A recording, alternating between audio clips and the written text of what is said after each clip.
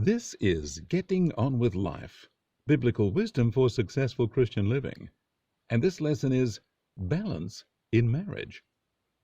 One of the pains of marriage is having to get along with your spouse. Tensions and disagreements, resentments and fights spoil the hope and joy husband and wife felt when they started life together.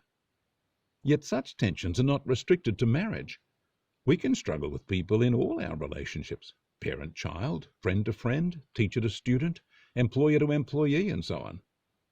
Terms such as sibling rivalry, teacher's pet, and badge power reflect tensions or imbalances that can occur in relationships. Finding balance in marriage will face the same challenges affecting all relationships. However, marriage is a relationship we are not to walk away from, so the issues must be worked through. You can drop a friendship, leave the family home, quit a job and change class, but marriage is above those things, as a lifelong bond God expects us to hold to. Paul warns of ongoing tensions in marriage, as both spouses have the burden of fitting in. In 1 Corinthians 7:33 and 34, Paul said, "The married man cares for things of the world, how to please his wife.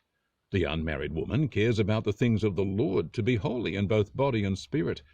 But she who is married cares over things of the world, how to please her husband." Probably the most common unhappiness in marriage is trying to please the spouse. That can be in little things, like the lid on the toothpaste, or big things like where to live. Plus, a woman's interests and values generally differ from those of men. We are all selfish and proud to one degree or another, and suffer from fears and insecurities, likes and dislikes, hopes and dreams. A small thing to someone else can be a big thing to us, charged with many emotional and personal values. Usually, a working balance is established. That can be as master and slave, a team, democracy, or benevolent dictatorship. Leadership and control might reverse in certain situations, such as one having responsibility in an area and the other responsible for different matters. Marriage tensions can be a tug-of-war over who gets their way. The balance found may not be healthy. A strong person may dominate. There may be abuse, enslaving one to the demands of the other. It may be controlled by anger, manipulation, guilt, or the like. Homes can be dysfunctional, where damaged people coexist as best they can in a bad deal. Christian homes can be dysfunctional too, even oppressed by religious ideas that do nothing to bring God's grace, love, and healing. A biblical insight into marriage is headship. Man is the head of the woman, so effective ruler of the home. In 1 Corinthians 11:3, Paul said, "I would have you know that the head of every man is Christ, and the head of the woman is the man, and the head of Christ is God." It is not that the man is dictator, but appointed leader under both Christ and God. This is not a trump card for men to demand their way. Headship is responsibility, not power. The man is commanded to love his wife. The wife is commanded to submit, but once again this is not as minion or slave, but as one accepting the responsibility on the man's shoulders. A man who loves and honors his wife will not use headship or submission to enslave her.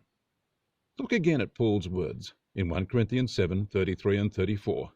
"The married man cares how he may please his wife. She who is married cares how she may please her husband." Note that no reference is made there to headship or submission. The man must care about pleasing his wife as much as the wife is to care about pleasing him.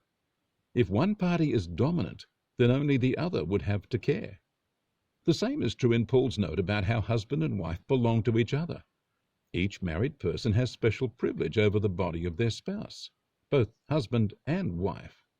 In 1 Corinthians 7:3, 4, and 5, Paul says, "The husband should fulfill his marital duty to his wife, and likewise the wife to her husband. The wife does not have authority over her own body, but the husband does. Likewise the husband does not have authority over his own body, but the wife does. Do not deprive one another." Note there is equality here. There is no appeal to headship or submission.